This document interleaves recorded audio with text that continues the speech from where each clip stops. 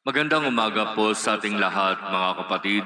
Magandang umaga po, Father. Ngayon ay araw ng Huwebes, sa huling linggo sa karaniwang panahon, kaya patuloy ang ating pagbasa at pagninilay sa kung ano ang mangyayari sa katapusan. Sinasabi ngayon sa ating ebanghelyo, ang parabang kapag iisipin natin ay nakakatakot na mga pangyayari sa kalawakan, sa karagatan, sa lupain, sa bawat kaharian, sa bawat bansa.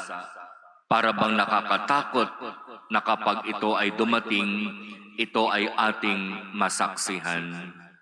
Pero ang sabi ng Ebanghelyo, kapag nagsimula ng mangyari ang mga bagay na ito, magalak kayo sapagkat malapit na ang pagliligtas sa inyo. Hindi takot ang dapat mangibabaw sa atin, kundi kagalakan sa inaasahang kaligtasan na ating makakamit. Kaligtasan kung alam natin sa ating sarili na naging tapat at totoo tayo sa pagsunod sa kalooban ng Diyos. Kaligtasan kung alam natin sa ating mga sarili na tayo ay nagsikap na makasunod sa kalooban ng Diyos. Kaligtasan kung alam natin na sa kabila ng hamon sa buhay, mga sakripisyo, mga pagsubok, iba't ibang mga problema dahil kay Jesus, nanatili tayo at hindi tayo bumitaw sa Kanya. Mahalaga, mga kapatid, ang mga paalaalang ito mula sa ating ebanghelyo, sapagkat may tendency na kapag tayo ay nakakaranas ng matinding sakripisyo, pagsubok o anumang problema, agad tayong bibitaw.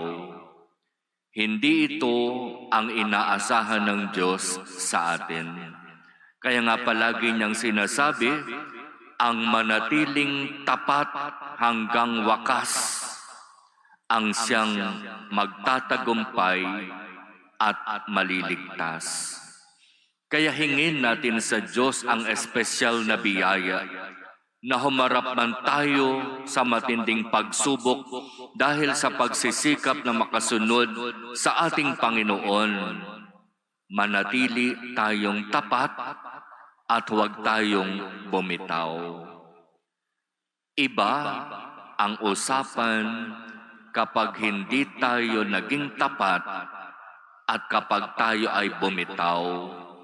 Sapagkat kung hindi tayo magiging tapat sa Diyos, kanino tayo magiging tapat? Kung hindi tayo kakapit sa Diyos, kanino tayo kakapit? Kaya ito ay napakagandang paalaala para sa atin. Sa unang pagbasa, si Propeta Daniel ay nanatiling tapat sa Diyos na kanyang kinikilala, na kahit siya ay malagay sa matinding panganib, patuloy siyang kumapit at nanalig sa Diyos na kanyang kinikilala. Kahit na siya ay inihagis sa kulungan ng mga leyon, kumapit siya't nanalig sa Diyos.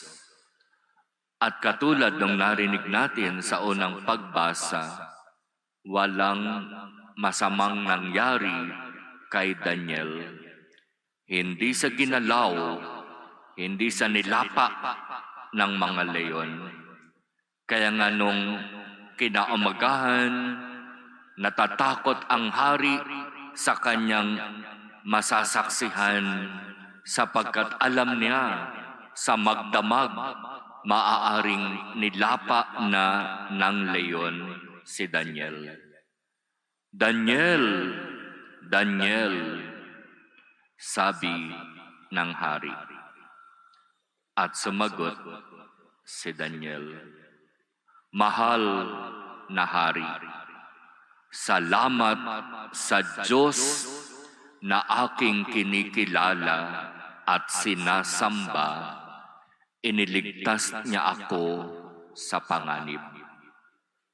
At iyon ang naging daan upang ang hari ay mag-utos sa lahat ng kanyang nasasakupan na ang sasambahin lamang ay ang Diyos ni Daniel, ang Diyos na buhay.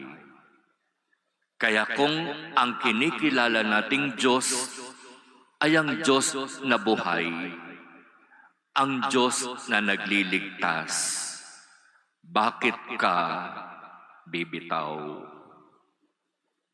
Bakit ka aalis?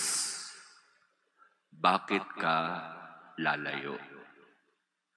Tandaan natin, kapag tayo'y bumitaw, kapag tayo'y umalis, kapag tayo'y lumayo sa tunay na Diyos, maaaring ang kapalit nito para sa atin ay kapahamakan.